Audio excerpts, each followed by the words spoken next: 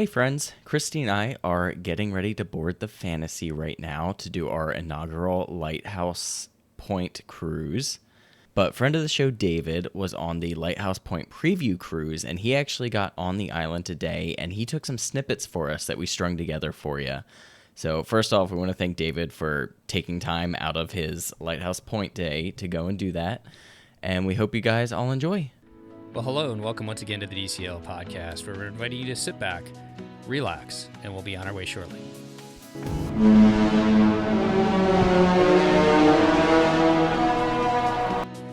All right, so first impressions of Lookout Cay at Lighthouse Point. I have to keep remembering how to say it when I record. So it was a 0.58 or so hike from the boat, from the ship. My friend is here with me, and she says she should have worn sneakers, and she should have brought a backpack instead of a shoulder bag, and maybe bring one of those reflective sun umbrellas, or sunbrellas as she called it. I did ask in the gangway about, what happens if you have guests that cannot do the long walk to the pier. The tram stop is actually very close to where you enter after you do the walk. The tram stop kind of looks like the resort, so I'll take a picture of those. There's a first and last chance stand of merch. I also took some pictures of those right when you get through, as well as, let me see the name, it's a coffee and Dole Whip bar, kind of interesting combination. Mangroves and go. Get your day on Disney Lookout Cay off to a great start. Oh, Cay, Lookout Cay. Cold brew and specialty coffees, refreshers and Dole Whips, draft beer. It's beautiful. The water, we were trying to figure out what the actual name of that color is. We went with aquamarine. We see a lot of vloggers, being the preview cruise. So far, it's really, really nice. It's very hot. I definitely wish I had an umbrella of some kind, but we're staying hydrated and more to come. Oh, so I got distracted and forgot to finish my thought about, in the gangway, I asked what happens if you can't do the walk, and they kind of looked concerned, like I couldn't do anything about it at the time, but I said, I don't need it right now, but I'm just wondering about it in general, and they said, there are island taxis that have to be arranged through guest services in advance, or we've seen ECVs, and there's definitely the regular wheelchair checkout process through the cruise line that I know is just usually available. So it sounds like you need to be ready in advance and make plans in advance and reserve and request, because it didn't seem like in the gangway that they were equipped. We didn't see any wheelchairs stashed on the side or anything like that. I know, for example, my parents would not be able to do this walk. When we went to Castaway, they actually stayed on the ship, and the trams are much closer on Castaway. So if you have mobility needs, the best thing to do is talk to them probably either before the cruise or even on the ship. Guest services has a way of making things happen. Even if it was supposed to be done in advance, I'm not sure if they would be able to do it last minute, but definitely not in the gangway. Another thing to mention is right with the Mangroves and Go building, that's the restroom. So it's literally once you cross through the threshold to get off of the bridge onto the island, there are restrooms right here by the front. And I did notice on the map there seem to be a lot of restrooms staggered throughout the island. All right, so I'm here with cast member Katie from England, and we are at the First and Last Chance merch store, and we were just chatting. And Katie, can I just ask you what your first impressions are of the island? Yeah, this island is so beautiful. I think I love going to Castaway Cay, and this island really takes Castaway Cay and bumps it up a notch also. Everything is so bright and vibrant, it's so colorful, and there's so much to see and do. It's so much fun. Awesome. We have a lot of exploring to do, and I think the cast members and the crew also have to do their share of exploring as well. It's all of their first time on the island today. One of the entertainment cast last night said, if you see us and you need to know where the bathrooms are, don't ask, because we don't know. But that is totally fair, and this is the preview cruise, so perfect answer. Thank you so much, Katie. You are so very welcome, although I will say there is a restroom just there. Right. Thank you. No, it's a lot of fun. Okay, so we are at the Goombay tram stop, which is where also Rocky Point Bicycle Rentals is, and Disney Tings store. The line is wrapped around the building, and the inside is packed. It's kind of hard to even shop in the middle parts of the store, but the edges of the store are a little bit more manageable. We just went to guest services, Christy, and we asked if they had a paper map. She suggested that we use the Navigator. She asked if we have the Navigator app, and we said yes, but do you have one on paper? And she said absolutely, and she gave us a paper map to have and to hold. We still haven't found a place to squat. We're gonna head over to the adult area soon. We're gonna try to find the barbecue place so that we can fill up our water, because we've gone through all of our water just getting this far. And really thinking about everything, it's so nice here. It's a lot bigger than Castaway, or so it feels. And the unfamiliarity of it all is a little bit much, because we're so familiar with Castaway, as all the regular cruisers are. But I think once we explore a little more, we'll have a better sense of everything that's going on and where things are located. One thing for sure I wanted to mention is we talked to a couple cast members that mentioned the walkout is as far as it is because, Disney is super aware of the environment, and they had to build it that far out to preserve the coral reef, and they of course put a lot of conservation thinking into building this island. There are also elevated pathways, so they didn't have to dig out or carve out the walkways. One of the cast members mentioned that. I don't know if that was in the video or the recording I made earlier with Katie. I don't know if she's the one who said it or not, but I'm looking around. It's really impressive. Also, I don't know if I ever knew this, but someone said Joe Rohde was the main Imagineer behind this. So if that's the case, I guess I should look it up. But that means we should be on the lookout for some Easter eggs. But it's really gorgeous here. So I just had lunch in the Serenity Bay barbecue. Similar food to Castaway, if you're familiar. They had the chicken, they had the corn, the potato salad, the desserts were similar, fruit, the big chocolate chip cookie, the lemon pineapple cake. They did have a plant-based curry, looked like with tofu, and chicken and pigeon peas. I think that's different. It's a smaller area. The other thing is you have to go to True 2 if you want soft serve. They don't have soft serve out here. I don't know if that's just because it's not here yet or they are going to put it in later, but it's not too far. There is a lot of shade, which is nice. Walking from place to place is not that shady at all, actually. But once you get there, there's these canopy type seating areas.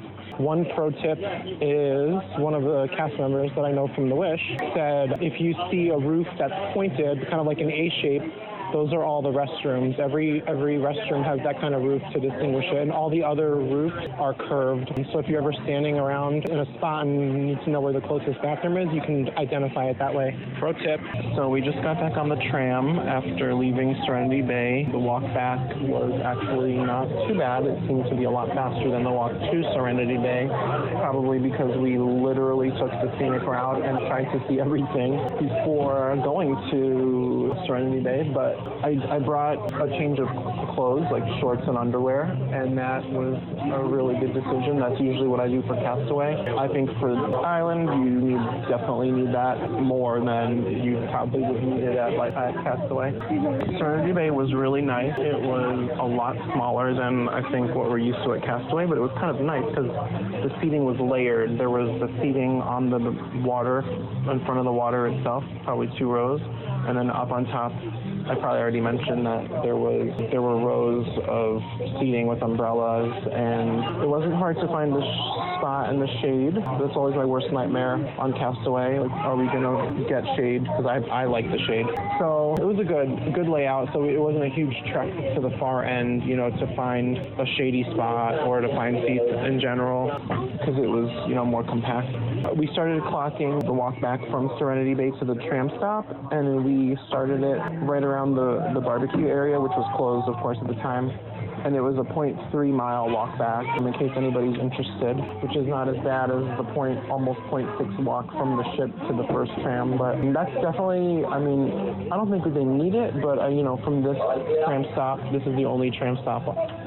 And normally there'd be another tram to go to Serenity Bay, and some people might miss that. But all right, so final impressions and thoughts on the island. The first thing I really want to say is it was gorgeous. It's brand new, sparkling, the pavement, the buildings, the bathrooms, the cabanas, everything just looked so new and clean. It was just done really, really well. It's colorful, it's creative, music everywhere, speakers, the characters, the the performances, everything was done really well. If you're coming here, we definitely think to wear sneakers and carry flip-flops with you. And I would maybe even go as far as to say wear shorts or like something easy to change out of and change into a bathing suit, because it's a lot of walking. It's about 0.6 miles from the ship to the island. And then you do take the tram from there, but the tram ride's about 0.9 miles, we clocked it.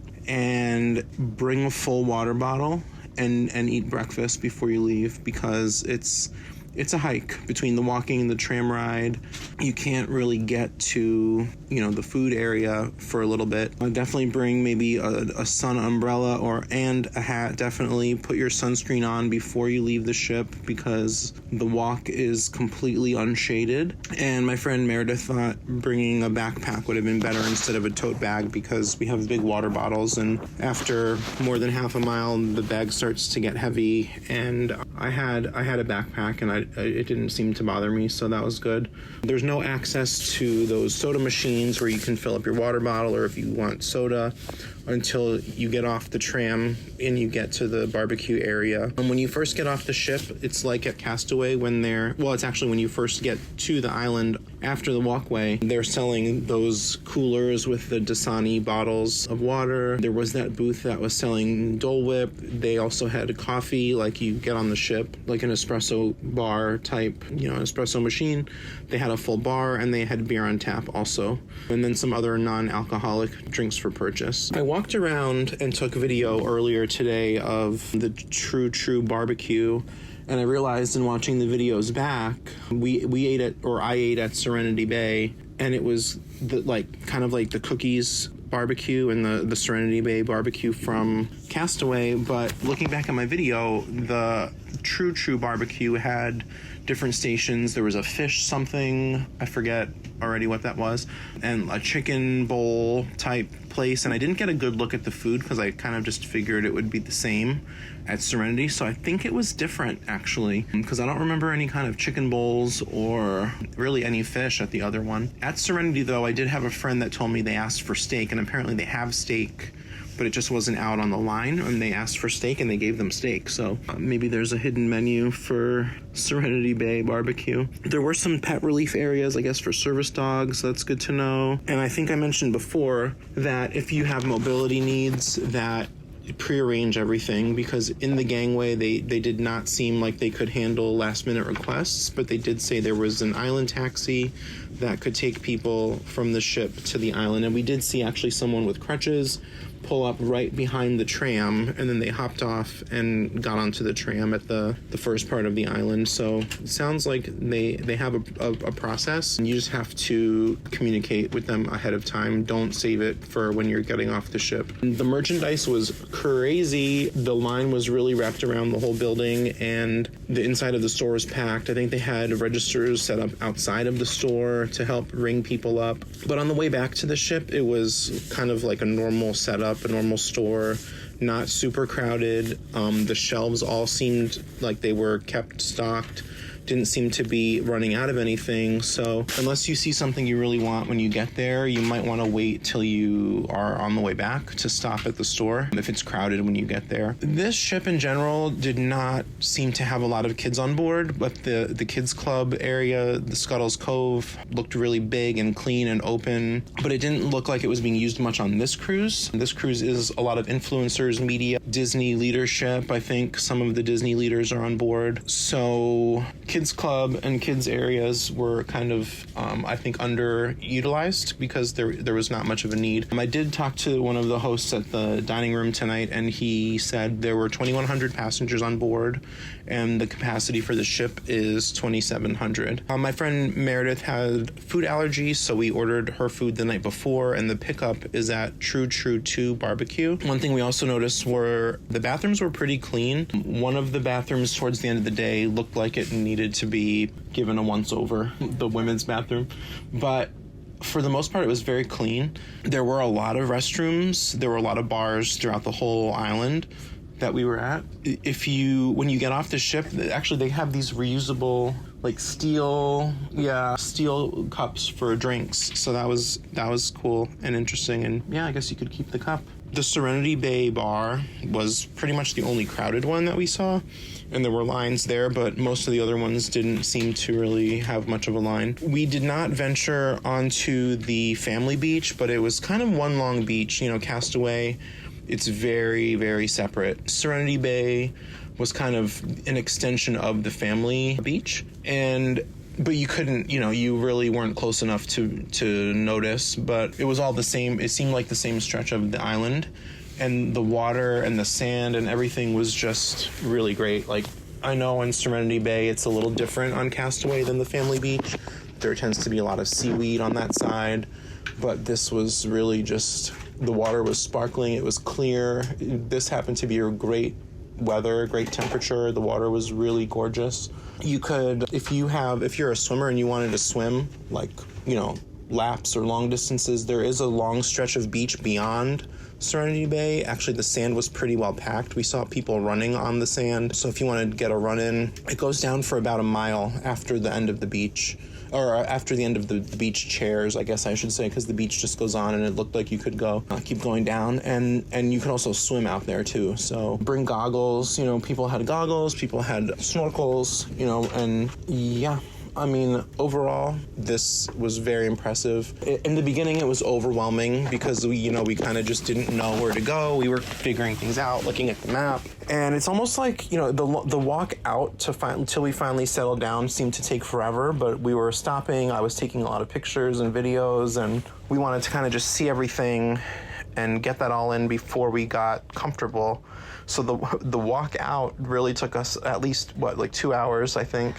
But the walk back seemed really easy, a lot easier than going. And it didn't seem, as bad as, the long walk. And it was also less hot, so maybe that was part of it. But overall, I think, we really did enjoy the island, and I really look forward to coming back. I hate to keep comparing it to Castaway because it's kind of two different things, but I know that's kind of everyone's standard. If you're a regular Disney cruiser, Castaway is, we all love Castaway, and it's weathered a little bit, and it's definitely aged some, and it's charming. It has that charm, and this is really just like sparkling and new and shiny. Everything's just really nice. It seems like some things were still under construction or development. Like, I don't think the walking trail, I don't think the walking trail was complete, and the bike trail, I don't think that's done. And then also the plants, you could tell they've planted a lot of new plants, and I think that some of maybe when they grow in, it will look a little bit nicer. It was kind of like desert feeling, and the plants really have to do some filling in, but it's the whole island. I mean, no complaints really, but you'll see when you come here. I guess that's it. I really want to thank DCL Podcast for asking me to send them all the content that I've been working on today. I'm not in any way, this is not something I usually do, so it was kind of fun. So thank you guys so much for asking me, and I look forward to listening to more episodes. All right, take care. Bye. Well, that's going to wrap up our show. Once again, we want to thank David so much for taking these snippets and taking the time out of his trip to record them for us so we could bring you some Lighthouse Point content right away. David, thank you so much, and we greatly appreciate it. If you're enjoying the show, we greatly appreciate you leaving us a 5-star review on Apple Podcasts. We would also like to thank our Patreons who help make the show happen each and every week for us. You too can help support the show by joining our Patreons at patreon.com/DCL Podcast. Whether you're boarding a cruise, enjoying a trip to the parks, or traveling outside of Disney, on behalf of myself, Christy, and Steve, we want to wish you smooth sailing and safe travel. We'll see you next time on the DCL Podcast. The DCL Podcast is not affiliated with the Disney Cruise Line, Walt Disney Company, Adventures by Disney, or Run Disney. All of the opinions expressed on our shows are those of the hosts and guests who appear on the show. If you have any questions about any of these products, please contact the Walt Disney